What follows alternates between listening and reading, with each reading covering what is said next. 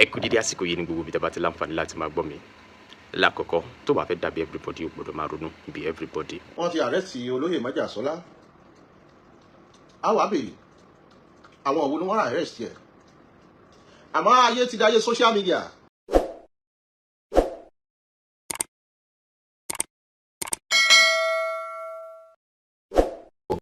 Mo wá láti wáyọ̀ nàná kí n fún yín ní àwọn kan tó ń lọ nípa olóyè Sunday Igboho ọmọ Adéyẹmọ. Láàrin ọ̀sẹ̀ yìí ni àwọn èèyàn kan sọ wípé àwọn pe ara wọn ní Uruwa wípé wọ́n ní kí wọ́n lọ fi ọwọ́ òfin gbé olóyè Sunday Igboho wípé àwọn ní kí àwọn DSS lọ gbé olóyè Sunday Igboho. Ọ̀rọ̀ yìí jẹ́ ọ̀rọ̀ kan tí àwọn èèyàn kan ti dì mọ́. Ọ̀rọ̀ yìí jẹ́ ọ̀rọ̀ kan tó ti fẹ́ máa fún àwọn èèyàn kan ní confusion ni pé ṣé kò ní jọ bẹ́ẹ̀, ṣé òótọ́ ni àbí irọ́ ni. Lótìtọ́ àti lódodo àwọn arábí yìí kọ́ wọ́n ní àwọn fẹ́ rọ àjọ DSS kí wọ́n lọ fi ọwọ́ òfin gbé olóyè Sunday Igboho, ṣùgbọ́n àbánikọ́ndá kò sí nǹkan tó lè jọ abẹ́rẹ́ àlọ́ kọ́nà okùn tó dí. Lórí ọ̀rọ̀ yìí ẹni tó súnmọ́ olóyè Sunday Igboho ọmọ Adéyẹmọ bíi ìṣọ̀run Mr Wisdom wọ́n jáde wọ́n yànnàná àwọn nǹkan kan nípa àwọn tó ń gbé kiri pé wọ́n ti fòye DSS gbé olóyè Sunday Igboho, and I'm here to explain so many things through Mr Wisdom. Wọ́n á máa bá wa tan ìmọ́lẹ̀ sí bí ọ̀rọ̀ ṣe jẹ́ gangan, àwọn èèyàn wo ni wọ́n ń gbé ìròyìn ẹlẹ́jẹ̀ yìí kiri. Àwọn tí ọ̀rọ̀ yìí kàn máa fẹ́ jẹ́ kẹ́ farabalẹ̀ gbọ́ ọ̀rọ̀ yìí dáadáa. Nínú fọ́nrán mi tí mo ṣe kẹ́yìn mo sọ ọ́ dìímọ̀ fún yín pé olóyè Sunday Igboho ò sílé, wọ́n rìnrìn àjò. Lásìkò yìí gbogbo ọ̀rọ̀ tó ní ṣe pẹ̀lú ọ̀rọ̀ falling thinker ẹ̀yin tẹ́ ṣe ń jẹ́ ọ̀rọ̀ yẹn lẹ́nu, ọ̀rọ̀ yẹn ó ti rí odò ó ti lọ mú mi. Olóyè Sunday Igboho mo nígbàgbọ́ pé wọ́n ti di ohun tó yẹ kí wọ́n dì mọ́ nínú ọ̀rọ̀ náà. Gbogbo àwọn tí ọ̀rọ̀ kàn náà àwọn náà sì ti ṣe kíni, wọ́n ti kẹ́kọ̀ọ́ kan tàbí ìkejì lórí ọ̀rọ̀ yìí.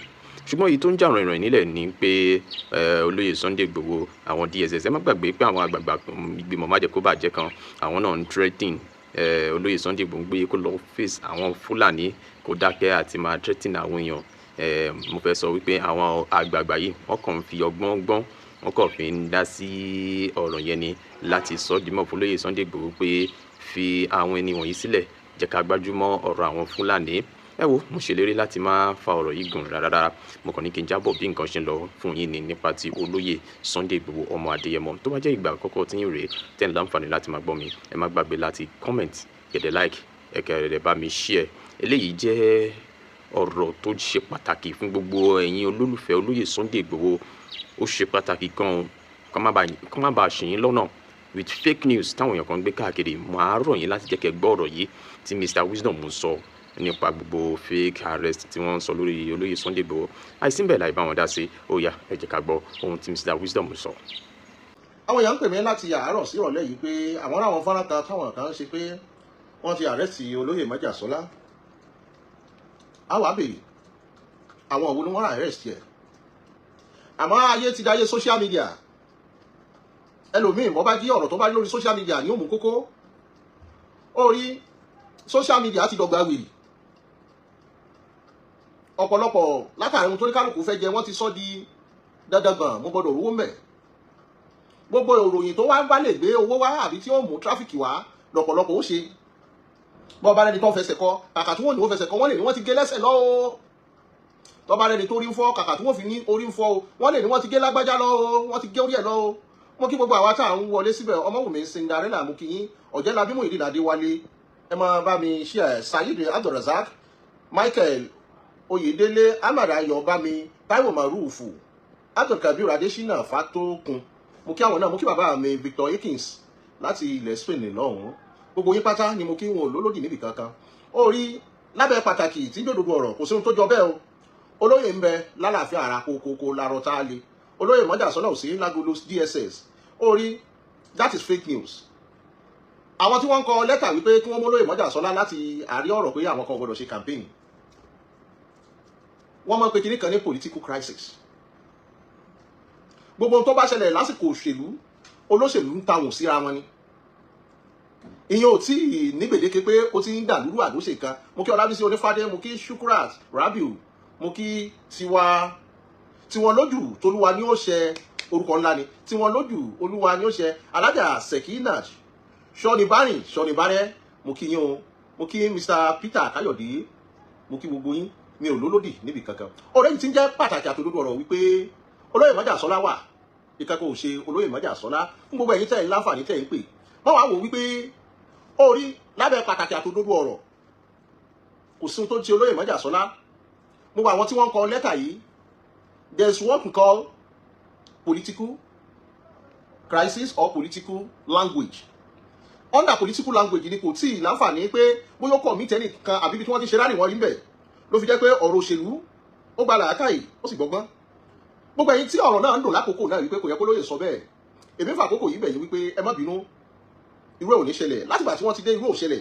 àmọ́ ọjọ́ tí yẹn ó ṣẹlẹ̀ mi ò jẹ́ kẹ́rì kankan record bẹ́ẹ̀ ọjọ́ yẹn ó dà pé mo sáré lọ bìkan mi ò sí ilé mo tọrọ 2 days àárín 2 days yẹn ni kíní yẹn ṣẹlẹ̀ tó gbogbo ẹni tó bá wá wọ́n mọ̀ sọ fún ọ pé wisdom ò ní gbà kẹ́ record but èèyàn kì í gbọ́n bí ẹni tí ń ṣọ́ ni ohun tí ó bá sì ṣẹlẹ̀ yóò ṣẹlẹ̀ nítorí ní tẹlẹ́dùmarè láti wá sáyé lọ́dọ̀ àṣẹ̀dá láti ṣèpínwó ìmùlẹ̀ ìgbà tá a ṣèpínlẹ̀ òun náà tán la lọ sọ́dọ̀ alámòdì ọ̀run àjàlá alámàmọ̀pín mọ̀rí tí mọ̀rí ọmọ tuntun lọ́dọ̀ àjàlá alámàmọ̀pín ní gbogbo wa ti yan ríta gbé wá sókè ìpẹ́ gbogbo ẹ̀yin olólùfẹ́ olóyè Májàsọ́lá ìkẹ́kùn òṣù olóyè Májàsọ́lá ń bẹ lálàáfíà ara kódà ọ̀fọ̀ fèrú nágbá so mò ń fi eléyìí fífi gbogbo ẹ̀yin bàbá ẹ̀yin màmá ẹ̀yin ẹ̀gbọ́n ẹ̀yin àbúrò àtẹ̀yin ọ̀rẹ́ wípé kò sí ohun tó ṣe olóyè Májàsọ́lá kódà ìyá kan pè mí pé wọ́n ti ká mi láyà sókè o àkànbí kí ló ṣẹlẹ̀ mo ní nǹkan kan ò ṣẹlẹ̀ mo fi Elédùmarè búra mo fi Ọlọ́run búra mo fi ànábì búra mo fi òpó Kristi búra nǹkan kan ò ṣe olóyè Májàsọ́lá so olóyè Májàsọ́lá is fine and good is fine and good gbogbo ẹ̀yin tẹ̀sí ń pè wá sáwọn àkíyèsí kan àbí kejì nípa olóyè Májàsọ́lá a máa gbìyànjú a sì máa sapá wa èyí tá a bá ṣe tó bá kù díẹ̀ káàtó tẹ fún mi pé kò yẹ kó rí bẹ́ẹ̀ orí ẹ̀dá ò ní wà kó rí ọmọ mi ò gbọ́ kò sẹ́ni tó pé tán gbogbo ohun tá a dá lóníkùdìẹ̀kudìẹ̀ díẹ̀ tá a yọ kó ń bẹ̀ ló fi jẹ́ pé sùúrù ló gbà ó rí gbogbo kò tó o bá wá tó o bá wà láyé àbí tó ń wá tó rẹ ní bọ́ọ̀dù kìí ṣe kò gidi o bọ́ọ̀ bá ti ń dupò kan táwọn èèyàn sọ pé ẹ mọ́ fún mọ̀ ń pè kó oríire ni kò sẹ́ni tí ń bá yàn dupò wèrè kò sẹ́ni tí ń bá wèrè du aṣọ wípé aṣọ wèrè yìí mo fẹ́ wọ̀ ọ́ ló fi jẹ́ pé gbogbo kò tó o bá fẹ́ dù láyé tó o bá ti rẹ ní bọ́ọ̀dù má dù ó wá ní lábẹ́ pàtàkì àtòdodo ọ̀rọ̀ bórí bá ṣe tó ní ó sì fọ́ olórí gbogbo ẹni tí ó bá ga láyé there is what we call obstacles and challenges ó gbọ́dọ̀ fèsì ẹ̀ lọ́jọ́ tẹ́lẹ̀ ó bá ti fèsì obstacles and challenges mọ́ níjọ́ náà ló ti kú ayé wọn mọ̀ lé ọ ni orí bí àbá ń jẹni bẹ́yàn bá ti kúnyà lọ́wọ́ bó pẹ́ títí ìyà ó padà lẹ́yìn ẹni ìran àwọn tí ó fẹ́ jẹ́ kí májà wálé ọ̀pọ̀ àwọn tí wọ́n ń rí jẹ níbi pé kò sí nílé wọ́n bẹ́ẹ̀ bìbà àwọn aṣọ ara tá a lè pè láwọn ọmọ tó súnmọ́ wọn àwọn àbúrò ní ọmọọṣẹ́ ni ó wà nú wọn tí ó fẹ́ jẹ́ kí Àdìsá wálé nítorí tó bá wálé àṣírí ọ̀pọ̀lọpọ̀ kan ó tù ú àwọn náà bẹ́ẹ̀ ó wá rí àwọn ọ̀tá kan bẹ sẹ́mi ni wọ́n fi wọn Sunday ta lòun níjọ́ wo ló dé ẹ́dìmẹ̀tì sí níyín ó rí ìyẹn ti dorogún òwò ó wá dì lára ó wá dogún gbóná àwọn yẹn náà ò fẹ́ jọ wálé ló fi jẹ́ pé orí ní ń dání ẹnìkan kì í dá orí aṣẹ̀dá ní ń dání ta ni ọ̀dà aṣẹ̀dá ló fi jẹ́ pé bẹ́ẹ̀ bá jí lówùrọ̀ kẹ́ dorí mú kẹ́ lórí mi gbèmí má padà lẹ́yìn mi bórí ẹni bá gbé ní là á dádí owó bórí ẹni bá gbé ní lè yẹn tẹ̀ káàlẹ̀kẹ̀ orí bẹ́ẹ̀dá bá wà láyé bí ọ̀bá rẹ̀ ní bínú rẹ̀ ọ̀já mọ̀ kankan ni it is the head that determines the fortune and the misfortune wà ní gbogbo ẹ̀yìn tẹ́ máa ń ṣe pé kíní kan ní ó pa ọ̀tá no láti jọ aláyé ti dáyé bọ́ bá ṣe ń ga ọ̀ká mọ̀ bẹ ẹ̀dá kan ò ní wà kó má rẹni tí ọmọ bínú ẹ̀ no matter how good you are there are still some people right at the corner who doesn't like you no matter what you do bó o fi lé ayé yìí kó o fi pọtí kó o fọ̀nà rókà àwọn tó sì máa ń ṣe lára wípé ṣóhun nìkan ló mọ tí ipò mi nígbà tó jẹ́ pé gbogbo òjíṣẹ́ tá a dá wá sáyé gbogbo ayé ọ̀gbà tiwọn ẹ má expect pé gbogbo ayé ọ̀gbà tiwọn Májàsọ́lá no all the prophets been sent they are not being accepted bá a ti dá Ọ̀rúnmìlà Adọ́bàtálá àwọn kan tẹ̀lé Yemọja àwọn kan tẹ̀lé Ṣàngó orí ibi tó ní kálukú ó tẹ̀lé yàtọ̀tọ̀ one prophet Muhammad was sent wọ́n lè dànù kó Mẹ́kà ó lọ sí Madina ibẹ̀ ni wọ́n ti kọrin fún pé tọ́lá alùbádùrù alayna min saliyatil wada'i wàjàbẹ́ ń ṣíkírù alayna man da'a ila ilahi hayo alimafu unsufina min tabra amri mutoyi jintasha rọ́fẹ́ Madina mara abayara àdáyì àwọn kí wípé káàbọ̀ máa rọra àwọn kí ní sàlámù sàlámù orí ẹgbà tí Jésù ọmọ Násárẹ́tì dé wọ́n dìtẹ̀ rẹ̀ ní Jésù fi ní èmi ó gbójú mi sórí òkè wọn ni níbo ni ìrànlọ́wọ́ mi yóò ti wà ìrànlọ́wọ́ mi yóò tọwọ́ Olúwa wá tó dá ọ̀run òun ayé ọba tí pa Israẹli mọ́ kìí tògbé bẹ́ẹ̀ ni kìí sùn. That's why the Bible say I will lift up my eyes up to the hill from where comes my help. My help comes from the Lord who made heaven and earth. He who keep Israel will not slumber nor sleep. All the prophets orí Jésù ló lẹ̀mí òkùnkùn méje kó lára Mary Magdalene bàràbàrà rẹ̀ wọ́n padà kan Jésù mọ́jú. So don't expect everybody to love Májàsọ́lá àfẹ́pá ni ó dì gbogbo ẹni tẹ́ wá rí tó ń sọ̀rọ̀ Májàsọ́lá kìí ṣe pẹ́ lómi ń sọ láti fi draw attention. Tó bá ti rí ó ra gbàlagbà mìíràn yóò sọ̀rọ̀ bí ẹni tí làákàyè rẹ̀ sọnù ọmọ pé ṣàgbàlagbà sí níyìn àmọ́ social media járí pé bẹ́ẹ̀ lómi bá ń dàgbà làákàyè rẹ̀ ń kúrú ẹlòmí ó sọ̀rọ̀ bí ẹni tọkọ̀ jálẹ̀ social media járí pé ẹlòmí dàgbà lójú ni kò dàgbà ní làákàyè ni mo fi mọ́ sọ pé wèrè kò dé àwọn tó bá mọ̀ ní oṣù kan mo lè má ṣe program tó bá wù mí pé mo fẹ́ kọ́ ayé lẹ́kọ̀ọ́ àbí mo ní ọ̀rọ̀ tó jẹ́ sáré sọ̀rọ̀ lórí ọ̀rọ̀ yìí because I don't base my capital income on social media. Ìbá sọ̀rọ̀ because mo nígbàgbọ́ wípé my destiny will surely speak for me. No matter how you run helter skelter, what will be will surely be. Because it has been written down in your destiny, and you have your birth chart, numerology, and you have your palm reader. Your palm reader have said a lot about you. Ló fi jẹ́ pé gbogbo ẹni tó bá mọ̀ ọ̀rọ̀ ayé yóò máa yé bíntín nítorí you have a little shadow that goes in and out with you. Bọ́ bá ṣe pé ogun ni ogun kọ́ ẹni tá a ti dá ẹni oríṣà dá nírú wọn. Kì í ṣe pé tó ló jẹ́ gbọ́n mi èmi ká máa sin lọ́la wọ́n bá ṣe nǹkan mi máa wọ́n ọlọ́run sáà ti dá yín.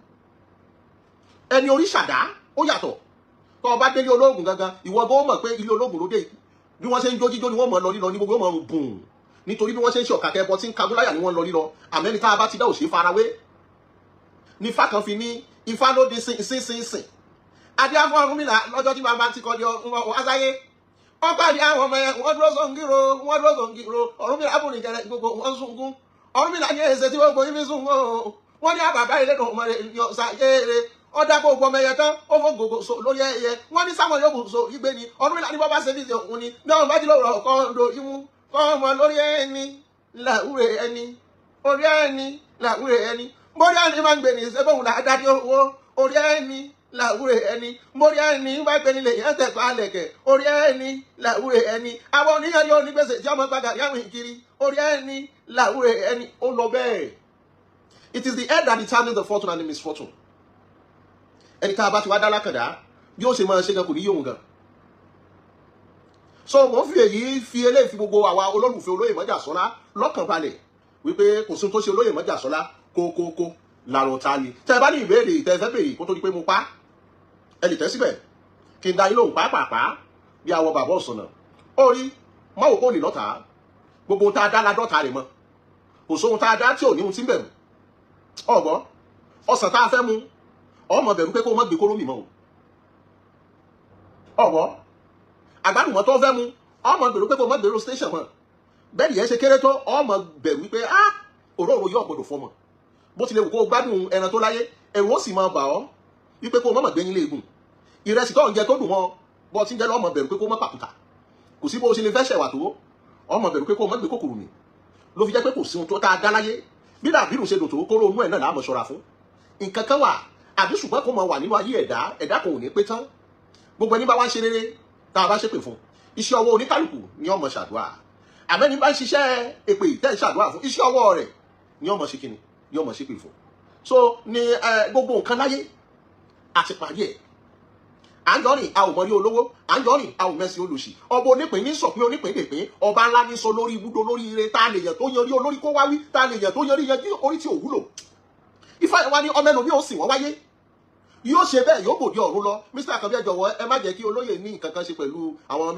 ìyẹn ti di ó ní ọmọ ẹlòmí sìn wọ́n wáyé ó ṣe bẹ́ẹ̀ ó gbòdì ọ̀run lọ bàbá wa ájì àmì tẹ̀lé ọmọ àṣàfà ó ṣe bẹ́ẹ̀ ó tún gbòdì ọ̀run lọ kò ní rúwé bẹ́ẹ̀ ni ò ní tagò àwọn tó wá sì wọ́n wáyé wọn ò tún wá pọ̀ bí àwọn tó wá wòran wọn wọ̀nyí ni mo fi wé yan ìta fẹ́ kò lórí ọ̀dà ọ̀rọ̀ àkúnlẹ̀ ní fàyẹn sọ ó ní bí irú wọn bá kọ́lé ogún ìyàwó gbogbo ìyàwó ọ̀sìn ní ìyàwó padà fìdí nínú lọ irú wọn ni wọ́n máa ń fojoojúmọ́ ṣòwò àbíkú bó tún kú dẹ̀dẹ̀ kí ó wọlé yóò tún bírú wọn gbó lọ kọ́bọ lọ́jọ́ òní mọ́jà bá wọn yẹ̀ pín àṣìyàn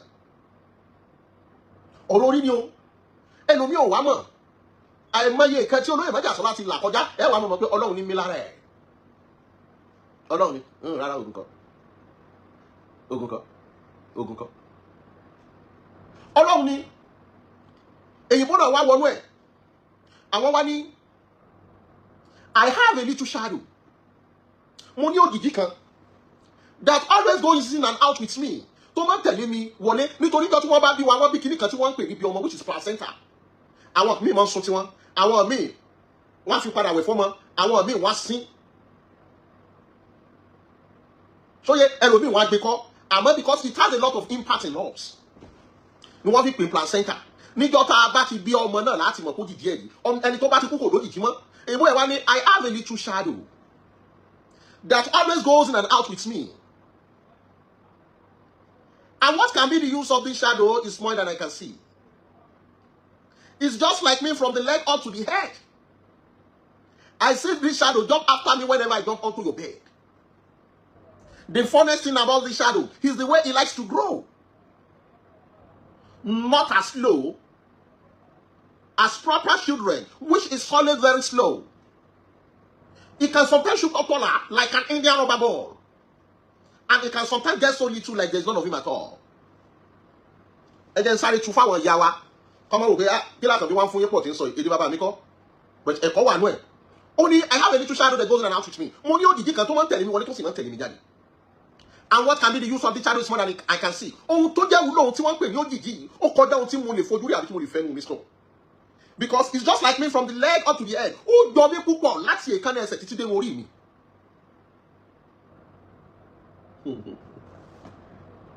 It's just like me from the leg up to the head. I see this shadow jump after me whenever I jump onto my bed. Mo máa rí òjìji yìí tó máa ń fò tẹ̀lé mi over tí mo bá fò sórí ibùsùn mi. Ohun tí wọ́n sọ fún ẹ is just like an idiom. Ohun tí wọ́n sọ fún ẹ ní pé kò síbi tó o bá lọ kádàrá yọ tẹ̀lé o débẹ̀. Bó o fò sórí bẹ́ẹ̀dì bó o fò síbi kan. Òun ni because he's talking in parables and idioms for well-manageable people. I see this shadow jump after me whenever I jump onto my bed. Mo máa rí òjìji tí ó fò tẹ̀lé mi tí mo bá ti fò sórí bẹ́ẹ̀. The funniest thing about this shadow is the way he likes to grow. Ohun tó jẹ́ nǹkan tó pani lẹ́yìn ni bí òjìji ṣe máa ń dàgbà nígbà mi. Ó ń sọ̀rọ̀ wípé níjọ́ tí kádàrá bá fẹ́ ṣèyàn lóore ó lè dédé tóbi lẹ́ẹ̀kan náà. He said he can sometimes shoot up taller like an Indian rubber ball. Ó ní kádàrá kàdé òjìji yẹn lè kàn dédé tóbi. Kì í sọ̀rọ̀ òjìji ló ń sọ ó ń sọ̀rọ̀ nípa kádàrá ni. Nítorí ẹni tí ò rí tọ́rọ́ jẹun ní ìwòye ọdún tó kọjá bọ́dọ̀ ń bá dé sọ́dọ̀ rẹ̀ gbogbo tó bá ṣe yóò sì máa di òun. Níjọ́ tọ́lọ́run bá dé ó dé ni o Ọlọ́run ló dé sọ́dọ̀ olóyè mọ́jà sọ́lá kì í ṣe yàn.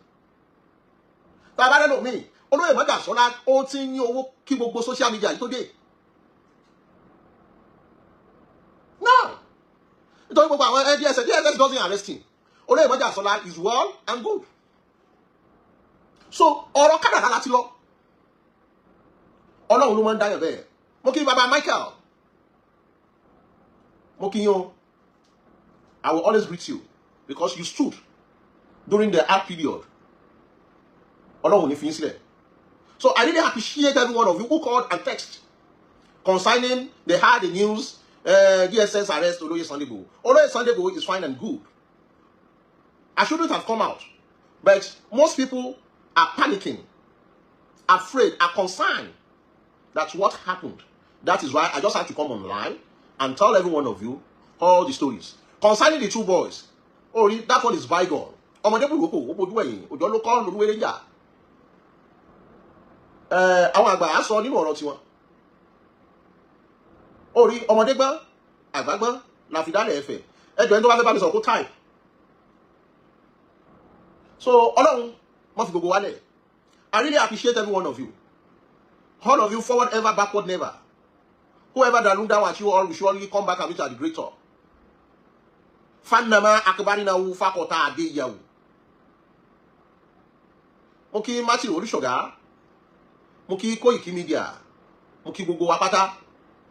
Ori, I will always appreciate all the Christians, all the Muslims, and all the traditionalists, even all the free thinkers. ẹni tó bá ní làákàyè yóò mọ̀ pé ayé fẹ̀. We have over 4,000 religions throughout the world. Àwọn kan wá ń jà sí Christian, Muslim, babaláwo, àmọ́ tá à ń ṣe. Àmọ́ tá à ń ṣe kíni, àmọ́ tá à ń ṣe. Gbogbo àwọn tó sì ń bínú wọ́n fẹ́ gbéṣẹ́ fún olóyè kíní kankan. Orí. Ìgbà tẹ́yìn ń jẹ oúnjẹ tí yín tá ń gbà lọ́wọ́ yín. Òun ni má fi àná bò ní jẹ́. Bọ́ bá fàná bò ní jẹ́, bọ́ bá dò ní, òní ó béèrè bàdàn ṣe rí. Àná àwọn nǹkan ò dáa. Àná tá a pamọ́ ló jẹ́ kẹ́ ẹ túmọ̀ pé wò wá pé wisdom yìí tí ọba sọ̀rọ̀ yóò sọ̀rọ̀ làákàyè. Níjọ́ tí mo bá ti depreciate kúrò lójú ọ̀nà tẹ́ fi mọ̀ mí, wọ́n á pé kò ń sọ̀rọ̀ làákàyè mọ́. Ló fi jẹ́ pé ẹ lè rí mi níta gbangba. Ẹ kàn lè rí kí n wá sọ̀ online. Kò sí bí tọ́pìkì yẹn ṣe lè gàǹkà tó. Àìmọye blogger tí ó pe Mr. Wisdom ẹ ṣe fídíò yín máa rìn. Tí módù mi ò bá ti sọ̀rọ̀ tàbí bá ti táwọn ẹ̀ sọ, I'm less concerned. I won't see anything. No matter. I don't want to trend. Because overspeed is allowed in the journey of life. Overtake is allowed in the journey of life. Don't overspeed. Because overspeed kills. Ọ̀pọ̀lọpọ̀ tó lórí mídíà lánàá fẹ́ overtake. Ó tètè kú. Ó lè má kú. Pé o kò láyé. Àmọ́ o lè kú. Táyé ò lè gbọ́ ọmọ torí wà depreciate. Ọ̀rọ̀ ló máa ń yọ obìnrin àpò náà ló máa ń yọ ọ̀tá. Bọ́ ọba tí wọ́n ń sọ tó bá ṣọ́ra ó padà ṣe ọ̀rọ̀ sọ. Ló fi jẹ́ pé ìwọ̀ntúnwọ̀nsì ní nǹkan dùn mọ́. I want to talk. No. Let people who follows you know. Wípé onílàákàyè àti ẹni tó nímọ̀ làwọn tẹ̀lé. You say, I must drop video. I must drop video. I don't do it unless I have something I want to say. So mo fi gbogbo àkókò yìí mo fi dúpẹ́ gbogbo ẹ̀yin tí ó dẹ̀ bá kan wípé ọ̀rọ̀ tí olóyè sọ wípé ẹnìkan kò gbọ́dọ̀ bó bá bí ọnú má bínú. Ẹ má bínú nítorí ẹlẹ́nu ọba. Ẹ má bínú garawo ní bínú epo. Orí ọ̀ ní bínú ewé.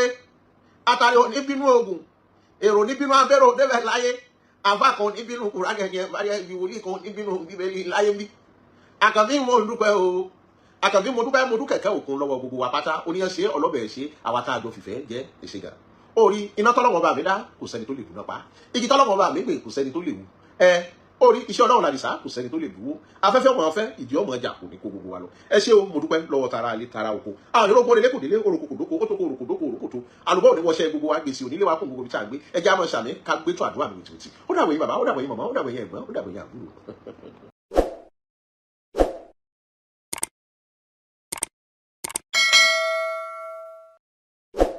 Ọ̀tẹ̀ ló ń jẹ́ ló ń pè ọ́ kò sẹ́ni tí ò lórúkọ tiẹ̀ àti wípé ọmọ kì í gọ̀ títí sẹ́ẹ̀ kó gbàgbé orúkọ ara rẹ̀. Ààfin tèmi ò nílò ìdánimọ̀ lọ́jà tó bá dọ́jà báyìí wọ́n á mọ̀ bó dọ́jà ni. Èmi tí ń tòótọ́ Samuel Owóyẹmí fẹ́lẹ́fẹ́lẹ́ láyé lórúkọ mi fẹ́lẹ́ ní gbogbo èèyàn mọ̀ mí sí. Èmi náà kọ́ Ọlọ́run ọba òkè ló fún mi ṣe ní gbogbo ìgbà.